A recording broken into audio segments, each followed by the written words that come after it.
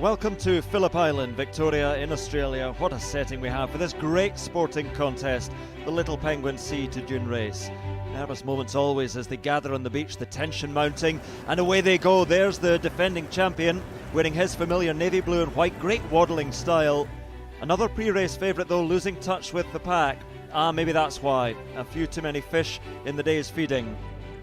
There's a familiar face, Skip McIntyre, 8 times a champion back in the 90s, a very successful coach now, keeping a keen eye on proceedings.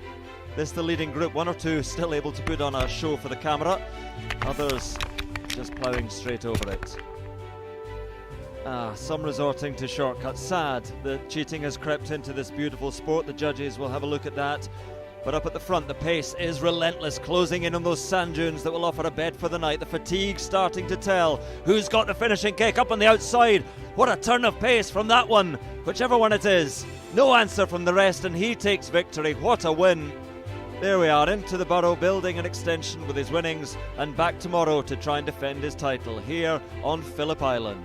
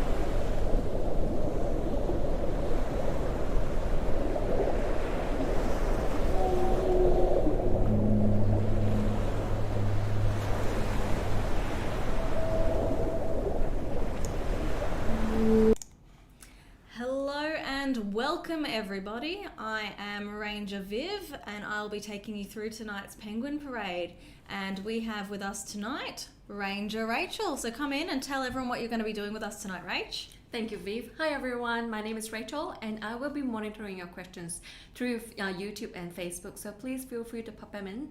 I'll pick some of the questions and pass them on to Viv. Yesterday the Penguins came home at 6:05, and if you'd like to pop in some of the guesses, please feel free to do so and I'll give you the answer in a few minutes. Thank you, Viv. Absolutely, thanks Rach. Yes, let us know how many penguins you think came home last night. So, Womanjika to Malau, everybody, or virtually to Malau. Malau is the name for Phillip Island that it was given to by the Bunurong peoples thousands and thousands of years ago. Now, the Bunurong are the traditional landowners of Phillip Island and much of Bass Coast. And they had taken care of this beautiful island that the penguins call home for thousands and thousands of years before we arrived and started viewing them like this. And we've got some geese who are on the move tonight. Very distracting. Good. And I also want to thank you guys so much for coming in tonight and viewing the penguins with us. We love being able to provide you with Penguin Live TV. Right, look at this goose rage. Having a bit of a fight during my intro. It's so rude of them. We're so happy to be able to provide you with this. We are unfortunately closed again to everyone during our lockdown. So we will be continuing to do our live streams until September 2nd at the moment. So that's really, really exciting. So thank you guys for letting us do this for you. Now, I had seen some penguin rafts out there. So, oh no, I want to look at these geese. What are they doing? Let's look at the geese first and then I'll look for some penguin rafts. Some of the guests are calling the goose Bruce. Yes, yeah, everyone calls them something different. I think Megan started a competition where it's like some people call it Goosey McGooseface. I like Bruce the Goose because that's a bit easier to say. It rolls off the tongue a bit better. I like it too. Yeah, I'm going to say that these two are the pair since they're not actively fighting right now. Or maybe not. Maybe not. I don't know. We've got like, in this area, we've got a couple of geese families. We've got some that hang on the right side of our rocks and then these two, but I don't see any other geese around. What do you think? Do you think which one of these is Bruce the Goose, or are they both Bruce the Goose and they usually come one at a time just to confuse us? Bruce the Let Goose us know and what his you lady think. friend. Yeah, Bruce the Goose and his lady friend. What's a lady word for Bruce? Brucette? Brucer? I don't know. All right, let's go back to my penguin raft. So, because it's not windy tonight, we have been able to view some penguin rafts in the water. So, for those of you who may not be too familiar with our penguins, it might be your first time watching. The penguins that we're watching tonight are the little penguins. They are the world's smallest species of penguin. They sit about 30 centimeters tall, or around a foot, and they're about 1 kilo in weight. And this camera really does not want to focus and help me find them. And right now they're forming their groups in here in the water called a raft, and forming these rafts through what you may see some comments saying called a huck, because they're all chatting away to each other going, hey guys, come with me, I don't want to cross the beach by myself, please come do it with me. And they're going huck, huck, huck, huck, huck, huck, huck. Rachel. Thank you. Rachel's concentrating so hard trying to figure out who's the closest person to guessing how many came in last night. Has anyone seen any rafts yet? Because I'm having a bit of trouble finding them, even though I saw them just a couple of minutes ago. Cheeky penguins. And so what they're doing is they're forming their groups, chatting away, and they're watching the sun set behind us. Because once it gets dark enough, all of their birds of prey that might try to eat them will have gone to bed. So although the geese look really cheeky and are really, really cheeky, they're not one of the predators for the penguins. So we're talking about eagles and hawks and Pacific gulls, which are giant glorified seagulls. They're the sort of birds that would love to eat a penguin, but they have kindly gone to bed for the night, either now or are getting ready to go now. These geese, on the other hand, they're just minding their own business, having some dinner, munching some grass, but every night they like to disturb the penguins anyway, because even though they are a vegetarian goose, they're still a goose. Geese, they can be a bit cheeky at times. They can charge and lunge and peck at animals or people.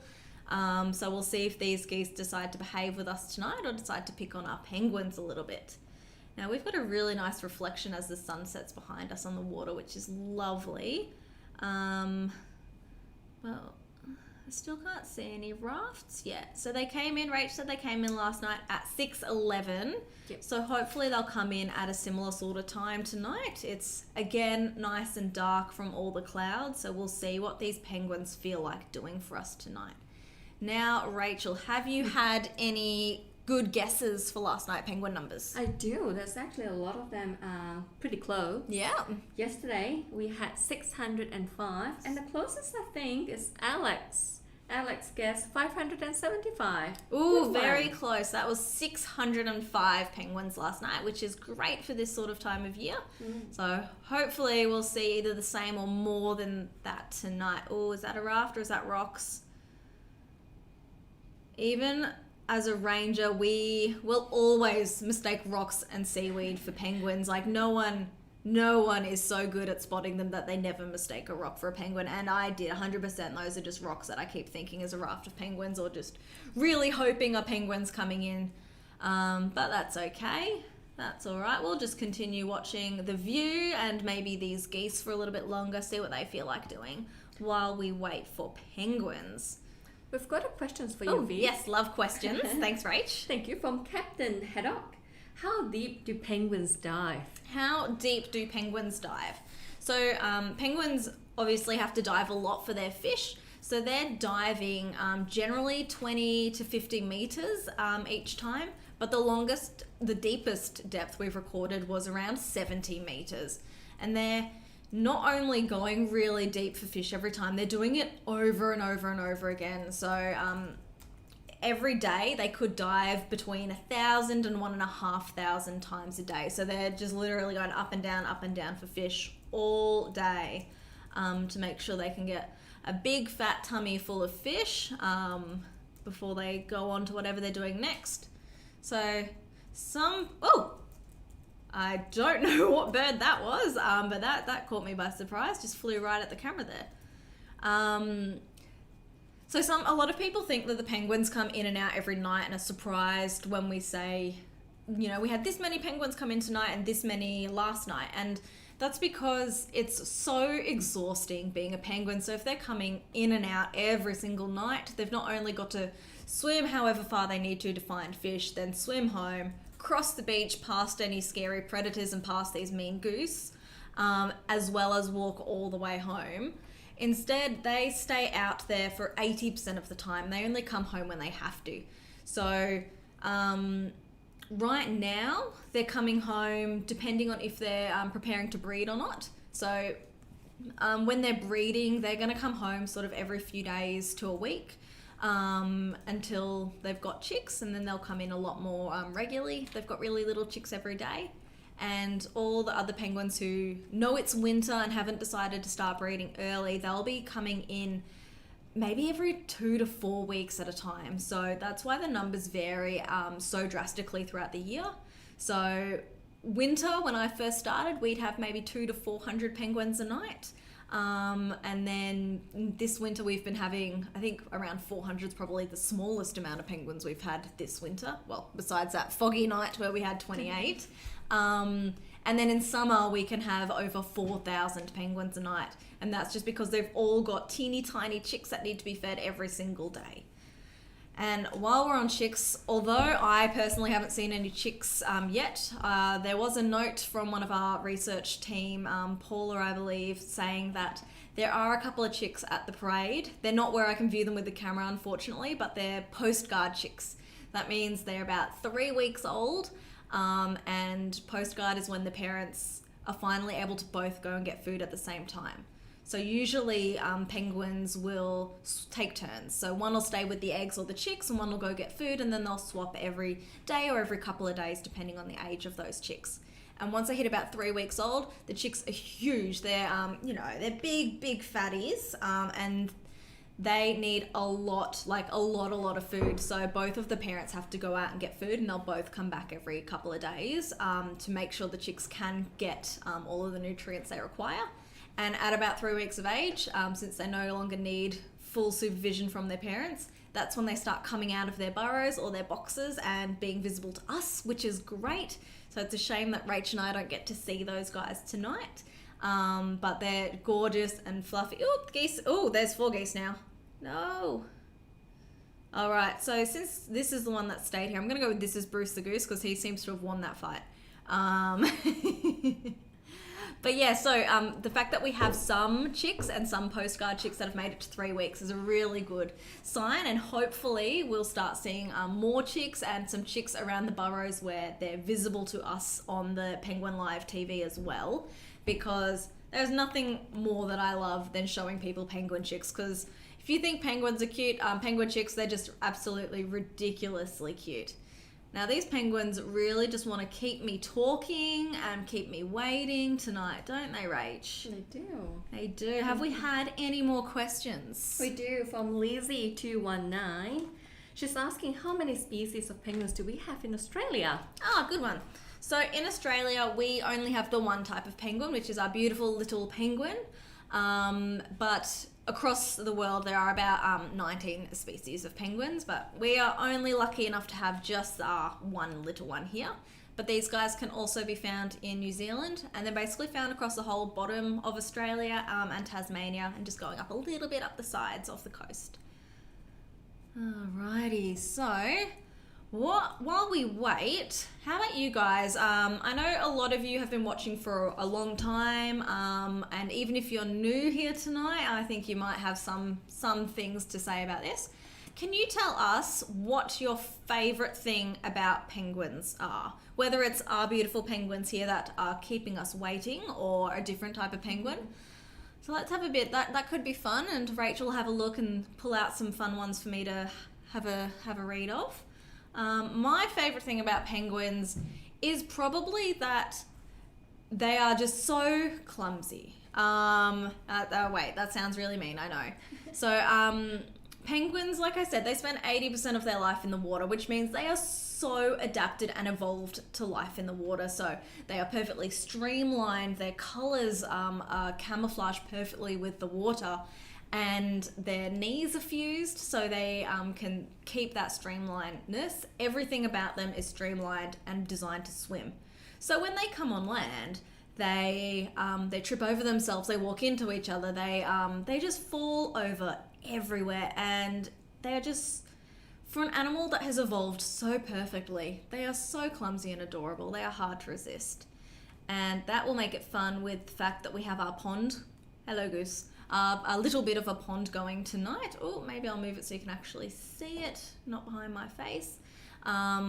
We have the pond tonight, which means some penguins are going to try to swim in this pond, and that's not necessarily going to work for them because it's not that deep. So we're going to see some penguins try to swim through it, fail miserably, and give up and walk through it instead.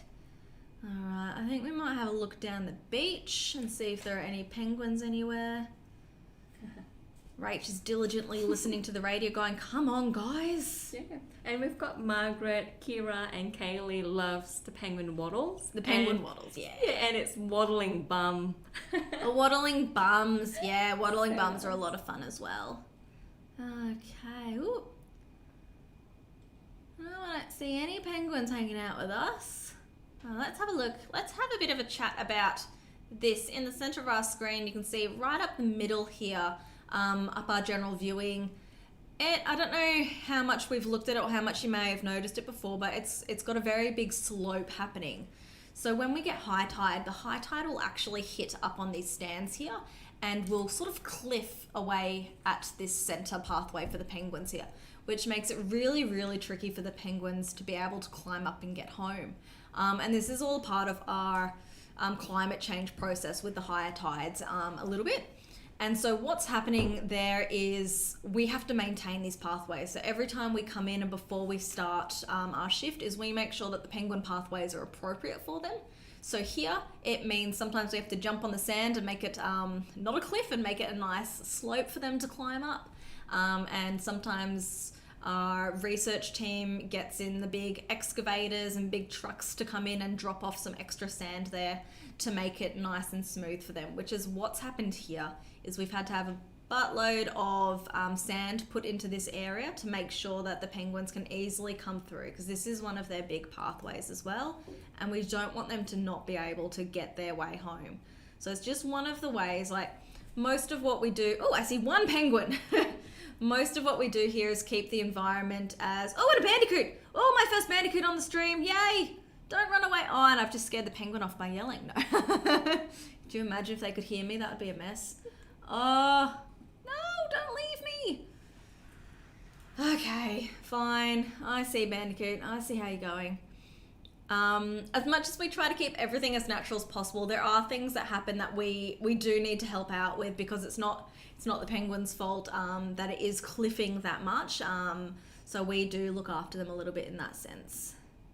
Have we had Water's Edge yet? No. No, we haven't had Water's Edge. That one penguin was really just one penguin. So Water's Edge, for anyone who may not be familiar, is what they call over the radio when the first group, not just one penguin, when a group of penguins has hit the edge of the water and looks like they're getting ready to come in. We've just had Water's Edge. Okay, so I wonder if that's our Water's Edge or somewhere else. Now, usually the penguins at the Water's Edge come at our side of the beach, and that is because of all these rocks. And there are a lot more rocks hidden under the water as well. So that means when it's a really, really low tide, that the penguins have got this extra camouflage. Is that them? No.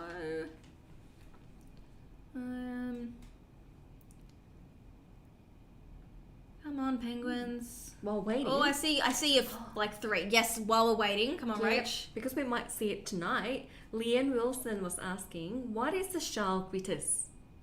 The shell gritters, yes.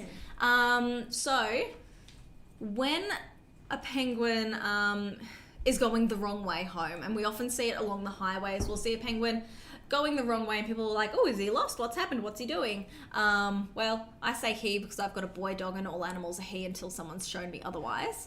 But they're a she, and that is a female penguin. Oh, we've got a few more coming and joining this group here. A female penguin who's about to lay an egg within a couple of days. She has so generously given her own calcium from her own bones to make the hard calcium eggshell, that she needs to go and replace that calcium. And, oh, they're running back. One really good place to find calcium is in shells, like seashells that you find on the beach.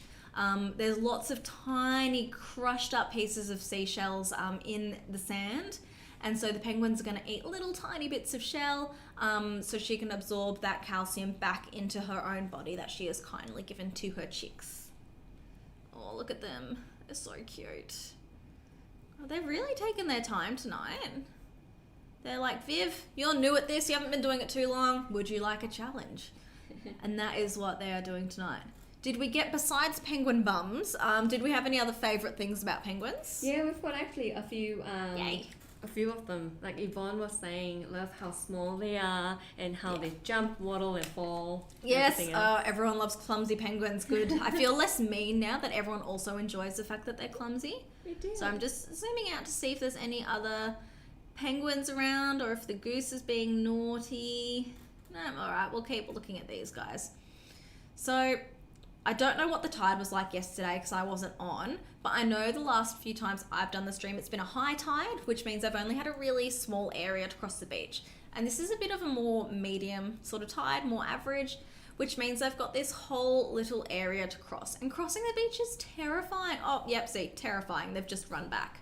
Crossing the beach is so scary for these little penguins. Because they are so small, it is very easy. Come on, camera, you can focus. It's so easy for them to be eaten and taken as food by predators. So they really are nervous about crossing the beach. It's still a little bit, I don't know if we've got a full moon yet. We must be close based on the reflection that we had just before. It makes it a little bit brighter, which again makes it a bit scarier for them. The lower tide is scary because it means I've got a longer part of the beach to cross. And then, of course, Bruce the goose picking on the penguins every night is another bit of a scary thing happening. So they're forming their group. They're still chatting away. They're still hucking to each other. And in this group of penguins here, there's no family or friends. There's no leaders. It's kind of like a bus, but without a driver. It's a weird analogy. Oh, there they go. Okay, bye penguins. I didn't need to look at you, that's fine. So in this bus of penguins, there are some braver penguins and there are some more shy penguins. So the brave penguins are like, yep, all right, let's go now. I really want to go home. I'm sick of being in the water. I want I want to do some housework or, exciting things that penguins do. And then all of the more shy penguins like, oh, there was a shadow up there. That shadow might be a bird that might try to get us. Or Bruce the goose is back and I don't like him very much, or anything. Or they might have actually seen a predator, of course. That's an option too. And they run back to the water. And because the penguins are playing follow the leader, sometimes they follow the brave penguins. And he guesses who our brave penguins are here. You can see a couple standing further out than the rest. And then the chickeny penguins, who are all swimming in the water. And you can see just the difference of how well camouflaged the ones in the water versus the ones on the beach are. And that's why they hang out here right on the wet sand, because that means if something happens, or if something they think might be a threat happens, they can run back into the water like that group just did, and be pretty invisible to any predators. So every night we can pick out the penguins that are on the more brave end, versus the more shy penguins. And so often the shy penguins will wait for the next group to come in or wait for more penguins before they're comfortable in. And the more brave penguins will be like, you know what, I'm just gonna go home. Okay, oh, we got another penguin who's gonna join these guys. He's come over at the rocks. He's like, oh guys, don't leave without me, I'll come with you. Have we had a start anywhere else? Yes, we did. Yep. Lovely. So it looks like it's just our penguins who are taking their time tonight. I don't want to not see them, so I'm just going to have a quick look around. Sorry for the seasickness. Corinne is very impressed with your camera work tonight. Oh, thank you. I am getting better at my camera work. It's taken a little bit of practice. Hopefully it'll one day be less seasickening for you guys. No, I don't see any other penguins on the beach, but that's okay. We'll keep looking at these guys. I don't want to... I'm like, how close can I get before the camera will not be able to figure it out? Oh, they're just so cute. And some of those have got some really big fat tummies, which is great. Fat tummies are great. Oh, here we go. Let's zoom out and see all that. So they've had another small raft join them. I think now looking at this group, I think it's probably big enough that these penguins will be like, okay, you know what? I think I'm ready to cross the beach and go home. But we'll see. Now, we like our challenges here. So if anyone wants to try to guess how many penguins are in this group, and it's not a huge group, so it's not too hard, please let us know in the comments, and hopefully Kat and Paul are our counters tonight. Hopefully they will let us know how many is crossed in this group, and then we can figure out how good at counting you are. One of the jobs that we have here is we count the penguins every single night. So although we are in lockdown, part of our essential work involves research, which is counting our penguins. And then lucky for you guys, it involves broadcasting as well, which is how we're able to do these streams with you guys, which is so lucky for you and for us as well. Now, the trick with counting is waiting until they get right close to the rocks when they start to do their little sprint, because they're like, I'm always home, there's no going back now, and they start to spread out a bit, and you can count them a lot easier this way. So what we do with the count is we count them for 50 minutes, so that's just under 1 hour every single night. And we've been counting them like this since 1968. So it's a really, really long time. It's one of the longest running bird studies that we know of, at least. And we do this, it gives us a good idea of what's happening in the colony. So if we suddenly have nights with a lot more or a lot less penguins, we know that, they're getting ready for winter, or getting ready for maybe the molt as we get into earlier next year. Or if it suddenly jumps up, they're like, okay, cool, I think we're starting to breed now. So it gives us a really good idea of what is happening in the colony. Look at them go, look at them trying to swim and knocking each other over. See, they're ridiculous. It's not deep enough to swim. They're like, come on, please. All right, let's see if I can get a good grip on this guy. Look, he's like, no, yes, no, can I swim? No, close enough, right? Close enough? He just gave up, didn't he? We've got very close guesses though. We've got very close guesses? Okay, let us know what some guesses are and how many were in that group, Rach. We've got Jen, Melissa, and Mark guessing 27, 28 maybe. The answer is 28. 28? Oh, someone got exactly right. Yes, well, good job. So being able to guess right, I mean, that was an easy one. Maybe if you get a group of over 100 more accurate, then maybe we'll let you pass that test. So not only do we have staff counting penguins, is we do also have volunteers come and help us out sometimes as well. They come and sit in the skybox with us and help us sometimes, especially when there are these big groups. It means that they can look after one pathway while we count the other bigger pathways, and we don't have to worry so much about missing the groups. Because there are 5 penguin pathways that we watch each night. This one is the biggest one. And then we've got the other 4 which are going towards general viewing. And we have help by one of our rangers who counts the furthest away pathway on the other side of the beach, so we're not having to turn our head back and forth, but it still can be really hard. If we get a huge group crossing up here, it's really hard to be able to count other penguins crossing in other parts of the beach at the same time. So if you think that you're really great at counting penguins and really interested in doing more of that, it might be worth jumping onto our website and to our volunteering and looking to see if there's any opportunities around that might suit you guys. Because although lockdown makes volunteering a little bit different and not always possible, when we are able to have you guys either visiting us in person or volunteering, we absolutely love sharing our passion with anyone and everyone who will listen. Oh, look at them go. Okay. I keep trying to test the limits of how much this camera will do, and I think I'm really starting to push it, so I'm going to go back just a little bit. Let's go back to the pond. So we always get a lot of people asking about the pond. Is it saltwater or freshwater? So this, it is freshwater. It happens when we've had a lot of rain. So we've got a creek that goes behind the stands, basically runs through most of the parade. Most of the year, about half of it that is visible to us is dry. It's just a dry creek bed, and the penguins use it as another pathway. But when we've had a lot of rain, it'll run all the way through, and we get our beautiful little pond here where we get to watch the penguins try to swim. So being such good swimmers, they want to swim because it's so much easier for them than walking, because they spend so much of their time doing it. Which is why they are trying so desperately to swim. It's like for us, swimming for a penguin is as naturally as walking is for us. So if we had to swim all the way home, we'd probably love to have a little patch where we could walk a little bit home. So it is just such a long way for these guys. Now, are you guys gonna go to our highway for us? No? So well, let's go back to my bus analogy. So, oh, hello Goose. This goose is standing at one of the bus stops, basically. So one of the bus stops goes the creek, and it goes underneath and follows the creek up. Another one is going up the hill here that this goose is stopping the penguins at. And then the rest of them are going to keep going up the highway, and we'll decide a little bit later where their stop is to go home. And so this road system and this bus analogy I'm using is part of how penguins find their way home. Let's swap to the highway camera. Hello, penguins.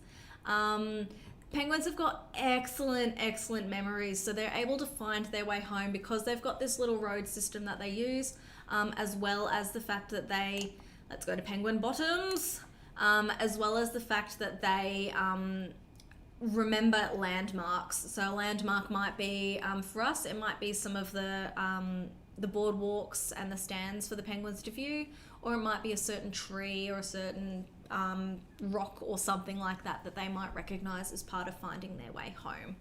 All right, and we'll go back up to our goose. Oh, wait, maybe not. What are you doing?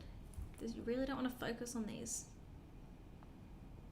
Maybe they think it's too weird that I want to focus on penguin bums, and they're like, no, Viv, that's a bit odd. We don't want to look at bums tonight. We'll make you do something else. All right. Where has my goose gone? While searching, yes, we've got Harvey asking, what time does the penguin wakes up? What time does the penguin wake up? That is a really good question, Harvey, especially because it's not necessarily how it works. So most animals, hold on, let's go to that raft on the beach. Most animals will sleep for hours on end. We sleep for 8-ish hours, koalas and cats for like 20 hours. Penguins, on the other hand, they sleep for 4 minutes at a time, and they do that 10 to 15 times a day. Now, that sounds crazy, but it makes sense. If they're spending, up to 4 weeks at sea in winter, and swimming all that time, if they had an 8-hour sleep, they're gonna get eaten. Maybe they'll just drift off and get lost. So it is really important that they are able to not get eaten by anything. So they're going to have these little tiny power naps. So again, that's just 4 minutes, and how I would love to survive on a 4-minute power nap and just be fine and be able to live life without any problems. But no, I've got to have my full 10-12 hours sleep before I can function. So it means that some of these penguins right here on these rocks here, some of them might be having a little power nap right now. I know this one's not moving. No, he's moving a little bit. Maybe he was having a bit of a nap.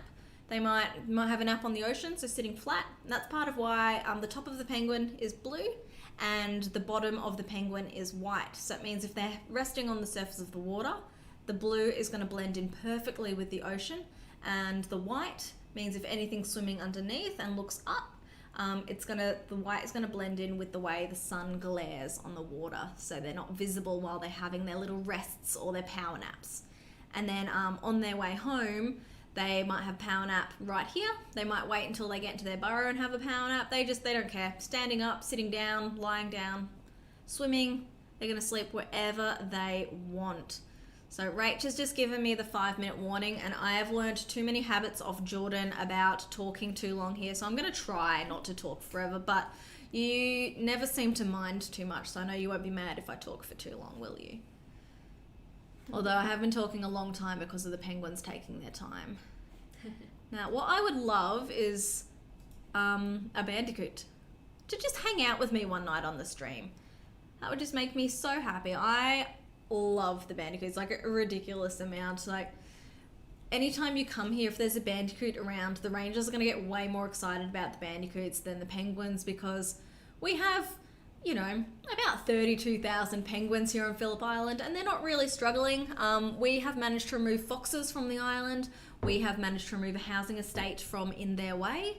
That is thanks to the Penguin Foundation, which is basically our charity, and all profits from tickets and souvenirs, or if you make a donation, that goes to the Penguin Foundation, which helps us with these projects and helps us with our day-to-day conservation work.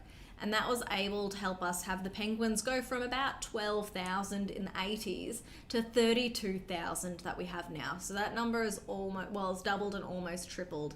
So if you guys cannot come and visit us anytime soon because you're interstate or in a different country and you'd still like to help us out, you can donate through the link in the description, or you can also adopt now I don't want to say ranger, but you guys have got me confused. I don't know, Jordan and Megan were having some trouble with that one. You can adopt a penguin or a seal or a koala and I believe a bandicoot, and that all goes directly towards helping protect these gorgeous animals and our beautiful island that we've got here. Because obviously we don't just have penguins, we don't just have geese either. We manage about 20% of Phillip Island, and what are you doing? That penguin is like, no. So I don't know about you, Rachel, but I've got a healthy fear of geese, especially when they're breeding. Yeah, these penguins are like, nope, I am out of here. So the penguins had to make a decision. Do I want to walk past Bruce? Or do I want to go and wait for Bruce to move? Or do I want to go around? And they have chosen go around. And look, they're in a really big detour. Like a huge detour. Usually they go a couple of meters inwards of grass, but they've gone all the way around. They're like, you know what? No, I am not dealing with Bruce today. He has bullied me too much, and I am going to go home in peace. Look at them go. Where are they even going? So you can see their usual pathway up the top here. And so it must be tricky. The penguins are creatures of habit. Like, they go the same way home every single time. And that's why we've got the penguin highway and these little footpaths through the grass, because they use it every time. So it must be hard for them to figure out exactly where to go when they've taken such a large detour like this. And look, Bruce the goose, he's just here minding his own business, enjoying some grass. Like, he wasn't here to torture penguins. This is his home, and this is where he wants to have dinner tonight. Every night. It's most nights, isn't it, Rach? He has dinner. Maybe he does like to taunt the penguins. And they're still not going back to their highway. What are they doing?